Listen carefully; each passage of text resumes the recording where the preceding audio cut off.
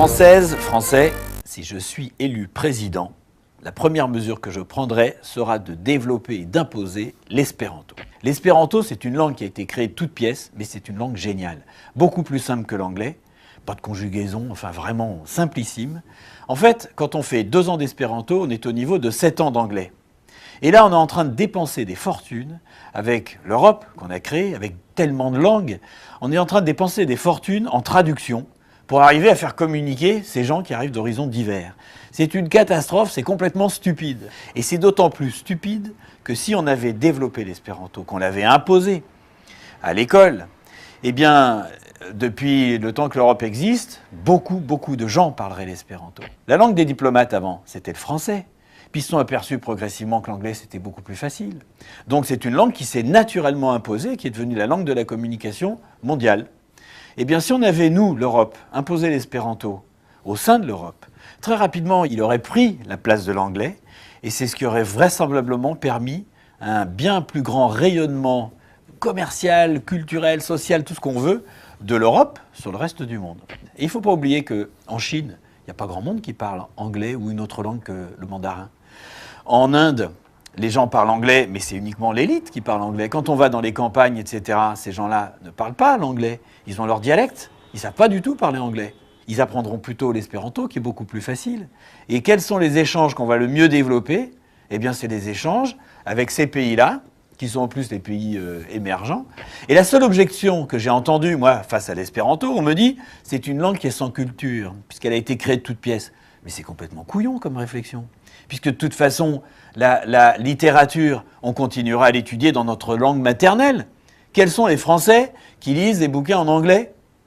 Ils lisent des bouquins en français, c'est ça la culture. Donc que ça soit l'espéranto, soit la langue de l'Europe, ben chaque mec qui va continuer à faire sa rédaction à l'école primaire, il va continuer à la faire en français. Et quand il va lire les auteurs français, il va les lire en français comme avant. Et je pense qu'on a raté un petit peu un train. Parce qu'au début, quand on a commencé à faire l'Europe, c'était facile d'imposer ça. Moi, j'avais écrit au président de la République il y a quelques années, j'ai eu plusieurs réponses, mais ils ne m'ont pas écouté. Mais si c'est moi qui suis élu président de la République, eh ben, je vais vous dire, ça va changer.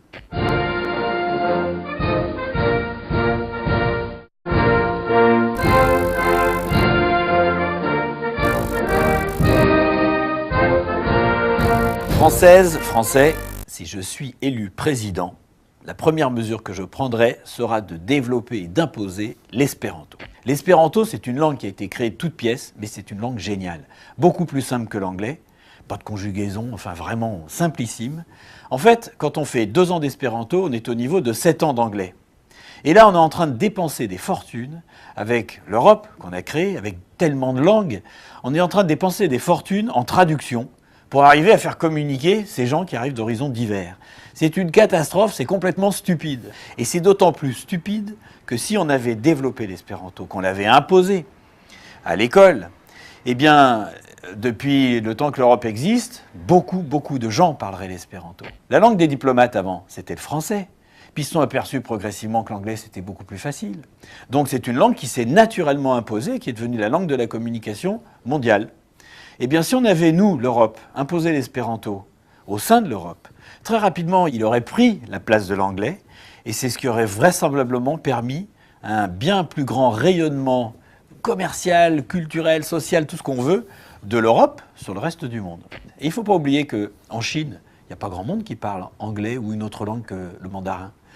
En Inde, les gens parlent anglais, mais c'est uniquement l'élite qui parle anglais. Quand on va dans les campagnes, etc., ces gens-là ne parlent pas l'anglais. Ils ont leur dialecte, ils ne savent pas du tout parler anglais.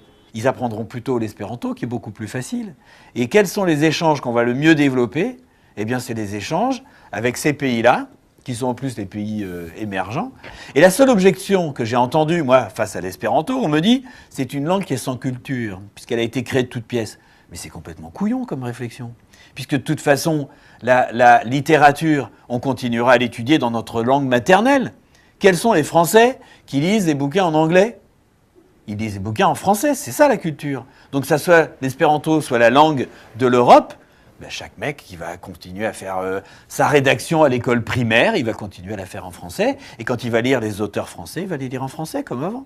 Et je pense qu'on a raté un petit peu un train. Parce qu'au début, quand on a commencé à faire l'Europe, c'était facile d'imposer ça. Moi, j'avais écrit au président de la République il y a quelques années, j'ai eu plusieurs réponses, mais ils ne m'ont pas écouté. Mais si c'est moi qui suis élu président de la République, eh ben, je vais vous dire, ça va changer.